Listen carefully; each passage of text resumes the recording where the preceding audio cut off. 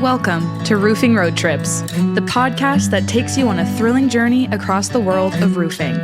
From fascinating interviews with roofing experts to on-the-road adventures, we'll uncover the stories, innovations, and challenges that shape the rooftops over our heads. So fasten your seatbelts and join us as we embark on this exciting roofing road trip.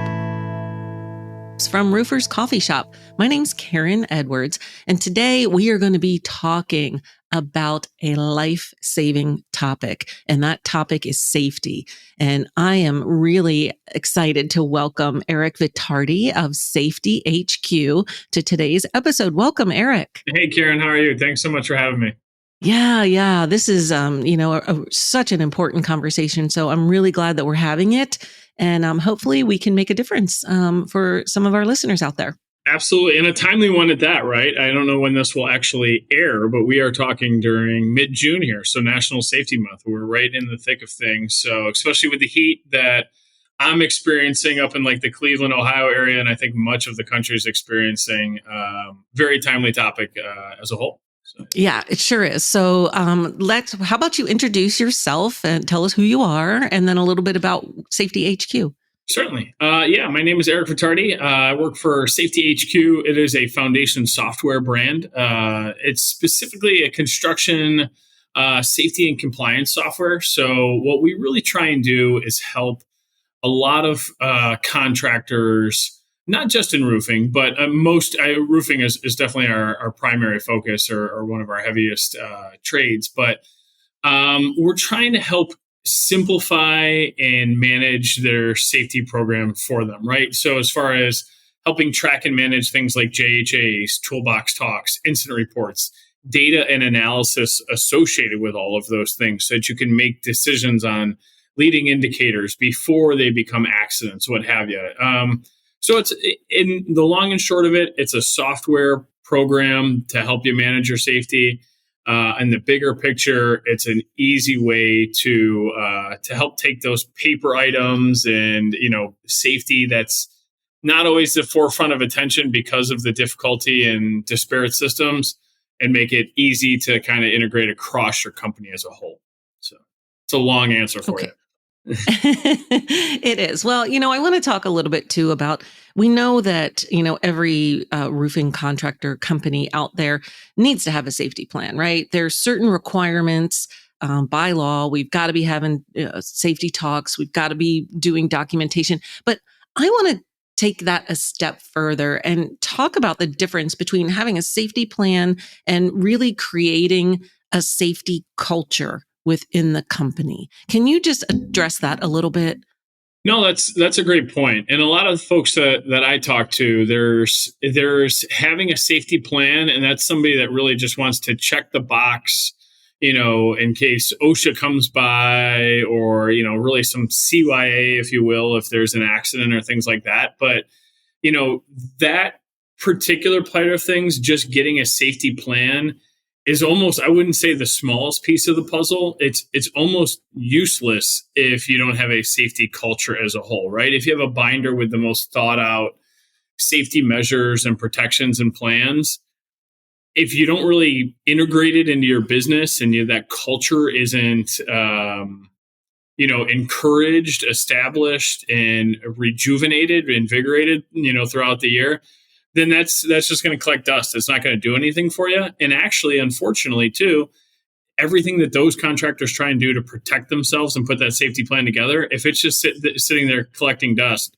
the way these OSHA penalties are written and the way these inspectors and investigators get into things, if something does happen, it's not even really a fail-safe, protection either. So really, it's beneficial to you to both not only make it a process and a procedure, but to really live it, because that's where you're going to protect yourself as a business. And most importantly, you're going to protect your team, which is your most valuable asset. Okay, so we know I'm going to address the elephant in the room, right? There's so many crews that I watched my neighbor across the street get a new roof, and there were 5 guys running around that roof, and not a single one of them was tied off. And, so you get some grumbling and you get some pushback like, that's an extra step. The cord gets in my way. How do you overcome those pushbacks from the workers that are, not wearing their safety gear? Yeah, I think it starts at the top, right? If those guys on the roof don't get, if no one ever follows up with following safety procedures and things like that, if it's not important to the people that they report to, it's going to be hard for them to take it important to themselves, right? And I know that there's the safety aspect, but we know culture in construction in particular is a really fickle thing. So do you want to be the one guy that's asking to be tied off or what have you? But I really do believe in doing this for a while and talking with a lot of folks that folks do want to be safe. And most importantly, they want to work with safe people. They want to work with other people that are safe. They want their peers to be safe because that way they're not getting put at risk. At the end of the day, I think if you ask any of those folks who are tied off or not tied off, what's your most important thing? Hey, I want to get my paycheck and I want to go home. I want to see my family. I want to do whatever. I play with my dog, whatever they want to do. That's their most important priority.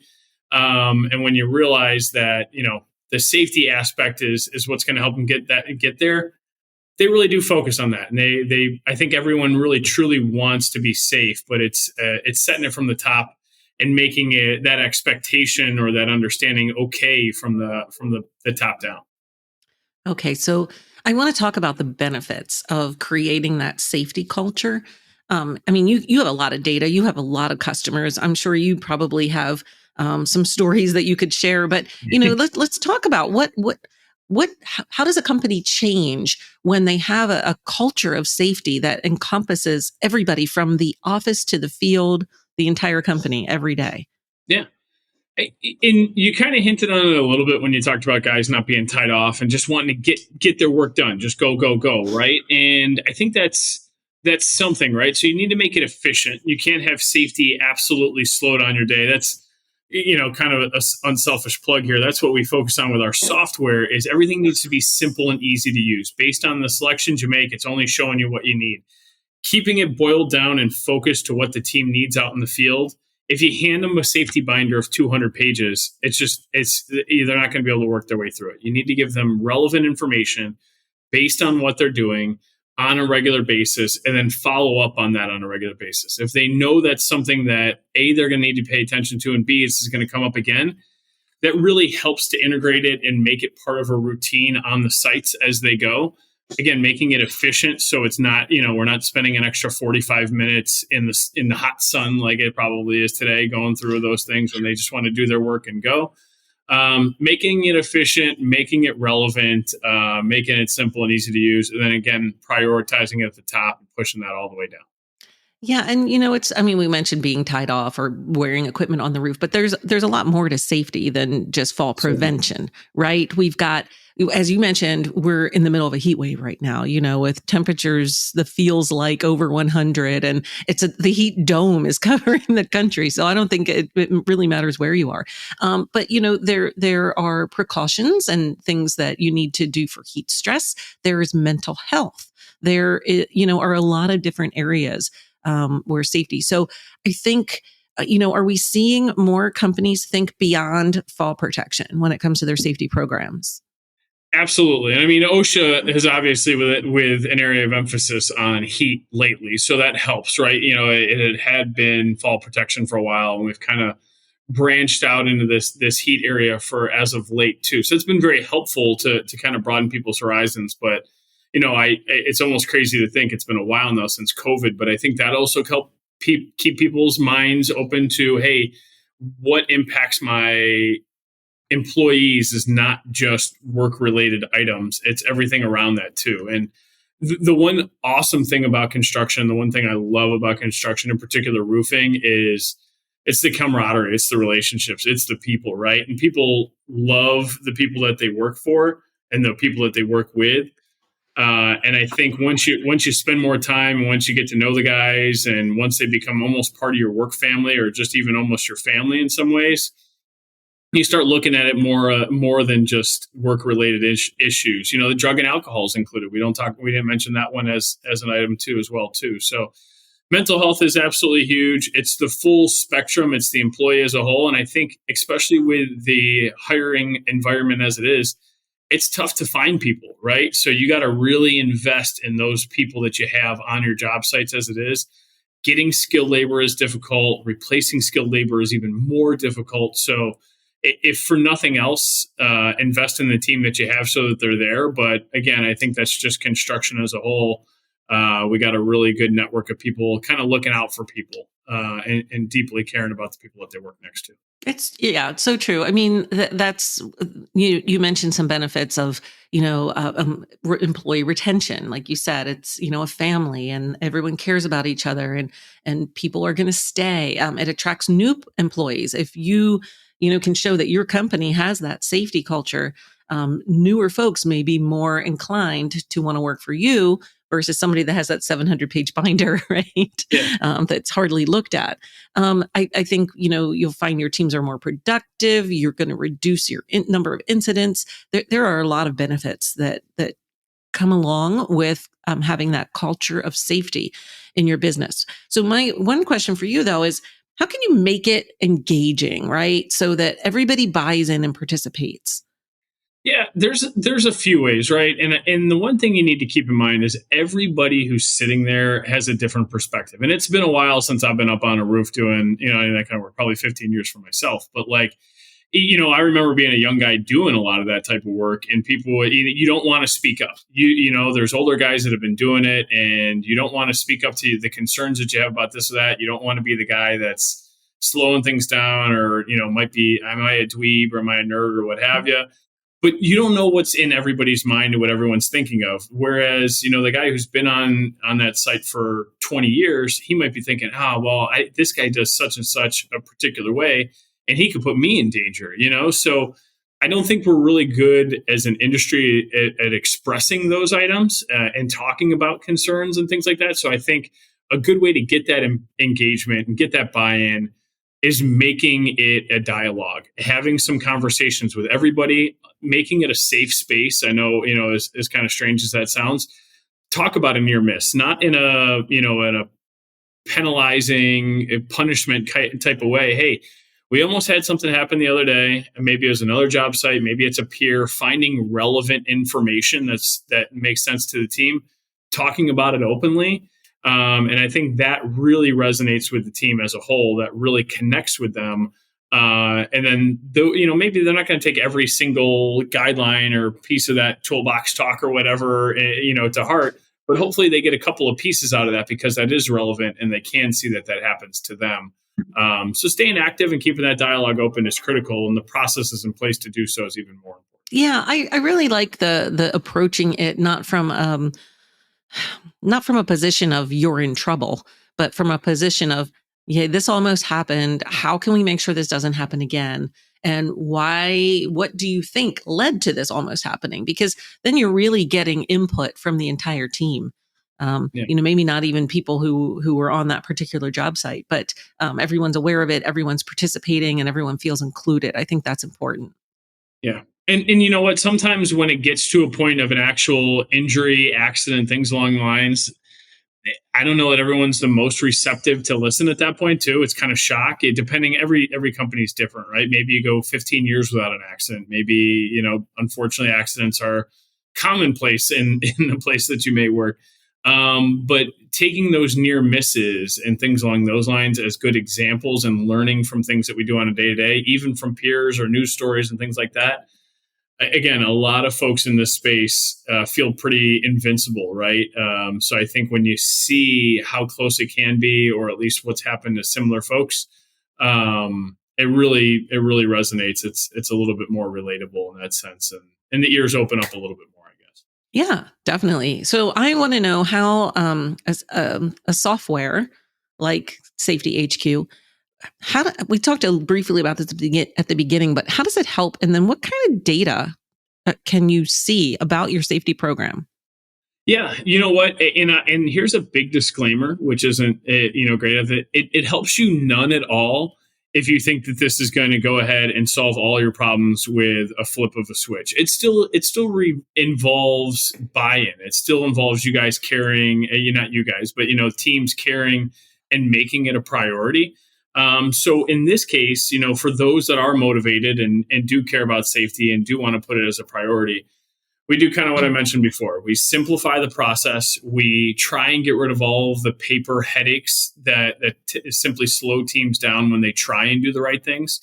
So we try and make it simple and easy to use. We eliminate, the inefficiencies, and then we put everything all in one place. We don't want to have to worry about a binder over there, and I took my paper for the JHA over here, or this and that. Put it all in one place, make it simple and easy to use. At least for us, everything is designed with the user first, and realizing that construction space is not not bleeding edge as far as technology. Simple and easy to use for the team, save them time and effort, bring it all in one place and go from there. So I think that's where we really shine and where we can really help is simplifying the process, making things efficient. And then in that way, they can go do all the things that they want. They can get their job done for the day, work a little bit quicker, maybe get home a hair faster because, we were able to handle that safety related compliance issues efficiently. And is this accessible on a mobile device? It is. And it's got to be, right? Tablet, iPhone, Android, Samsung, whatever's out there. We make it accessible on all digital platforms, all mobile devices. So from that perspective, it's really handy for when the team's at the job site, they pull up their phone, they can do what they need to do, whether it be an inspection, highlight an issue related to safety, and then all that information that they're tracking on a day-to-day basis connects them with their coworkers, with their peers, the safety team if necessary.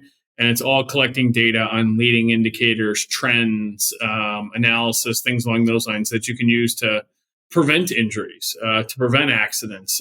So it's not just about managing what's already happened. It's about making yourself better going forward and preventing those expensive and painful injuries and accidents down the line too. Tell me a little bit about, am I able to see or take photos of something that I see? Maybe it's before the job starts and I'm doing a pre-site assessment. Here are a couple of areas where I think we're going to have to take extra safety precautions or be extra careful. Am I able to upload those photos? Absolutely. Take photos, mark them up. And again, we route and manage that to, if that needs to be sent to a particular person, we handle all that within the software to simplify the communication aspect. But that's a really good example. You walk in the job site, that's where all the data is at, right? Is on the job site. So you can point out some particular issues that may need attention. And then, if the team sees those, maybe it's photos and those things get addressed. Too many times, whoever's doing safety has 7 job sites to get to. They're swamped and they can't spend enough time. So they see something and they fix it. And then, the team doesn't see what the issue was. They just have been told, hey, we didn't do this and this was repaired or, rectified in this way. Take those photos, show how and why it could have been an issue, what particular issues we had on the site. Those are good, to track and trend for the data that we discussed before. But also, again, that visual for the team, especially when you get into marking it up, is so handy to really, make that connect with the team that's reviewing those items or getting a talk before they go out there for the day. I would imagine that there would be some benefit too in being able to maybe share it with a building owner or with a facility manager about, hey, here's why we're going to have to get a lift, or here's why we're going to have to, take this extra safety precaution. How does that work with contractors? Yeah, safety is not in a bubble, right? Your safety is impacted. It impacts every part of your business, and every part of your business impacts safety, right? It's just something that flows throughout your entire business. So it's really handy, right? Whether you're doing a daily log or a daily job report, maybe you just think of that from a production standpoint and say, hey, here's where we're at. Here's why we had these delays. But all of those delays typically involve safety concerns, hazards, things along those lines as well. So having everything documented, easily accessible, easily shareable, and then the way we have it organized in there is extremely useful as well, too, as everything could be done by project or by date range or by who completed it. So you can pull all these things up really in seconds. You can share all of it automatically. So having all of that information is really key, and it really kind of speeds up that dialogue when there is something that needs to be addressed, and you can ultimately save time because you're working with the information right in front of you, other than having to go and collect that, send it to them later, go back and forth. Okay. I want to ask too, because this is a question that gets asked a lot. How does it play with the other software programs you might be using? What's that look like? Yeah, so it depends on what you're using. Everybody's got a little bit of a different setup. It connects to a few accounting solutions. It'll connect to a few estimating solutions, things like that out there as well too. Really depends. Especially nowadays, there are so many specific setups that everyone has. It just kind of depends. It's almost a case by case basis, but we certainly do connect, and we're continuing to work on connectivity throughout your platform to get you what you need. And that's something that your support team can look at what a contractor's currently using and help them figure out how to integrate that. Yeah, and I think it's not just on the integration side. We like to think we do a really good job of getting that figured out just from a safety plan and process as a whole, right? Our system is really configurable. And that's because everybody's safety program's a little bit different, right? There's the letter of the law, and then there's what actually everybody does and what resonates with their teams. So pretty much everything we have in there is customizable. We charge for almost none of it as far as the additional customizations and things like that.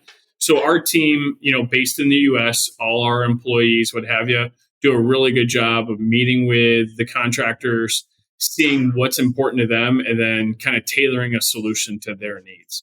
Okay. So this is great. We've simplified safety, right? We put it all in one place. It's easy to use. It's intuitive. And we're working toward building a safety culture. So that contractor out there that's listening that says, yep, I think this is going to solve a lot of problems for me and really help my company and my team. How do they find you? Yeah, so I can be reached at edv@foundationsoft.com. That's the really easy way to do it. That's the direct. That is my email as it is. But at the same time too, I can be reached at mysafetyhq.com. You can go ahead, and that's our website. We can get any information that you need from there. Happy to provide you anything else from that side as well. Also, so okay. SafetyHQ is the name. We're pretty accessible on Google, Bing, Edge. I don't know, whatever. Whatever your favorite browser is. Right? Absolutely, SafetyHQ. All right, and just as you mentioned, SafetyHQ is part of the Foundation software family, which has Estimating Edge and which has a number of technology solutions and has been around for many, many years. Since 1985, so we know construction. We're really focused in that space as a whole. However, if you're new to the family, no biggie. Don't have to have Edge. Don't have to have foundation accounting or our timekeeping solutions or anything like that too. So, point is we have a pretty well-developed team of software folks that have been working in the construction and roofing space for a long time. But at the same time too, we welcome any and all that are coming in and maybe checking us out for the first time as well. Excellent. And if you missed that email address, you're driving or whatever, you can always just go to rooferscoffeeshop.com and look up SafetyHQ. They have a directory on our website and the contact information will be there and you can learn more about SafetyHQ. Yeah, absolutely. Eric, thank you so much for being here. It was great to have this conversation about such an important topic. Yeah, no, thank you for having me. I always look forward to the conversations, and then you'll have to look forward to the next Roofers Coffee Shop in person, I think. Right? Oh, yeah, we'll definitely. Be here before we know it. I know, it sure will. Well, thank you everyone out there for listening. Be sure to subscribe, follow us on social media. We want to make sure that you don't miss a thing, and we'll see you on a future episode of Roofing Road Trips. If you've enjoyed the ride, don't forget to hit that subscribe button and join us on every roofing adventure. Make sure to visit rooferscoffeeshop.com to learn more. Thanks for tuning in, and we'll catch you on the next roofing road trip.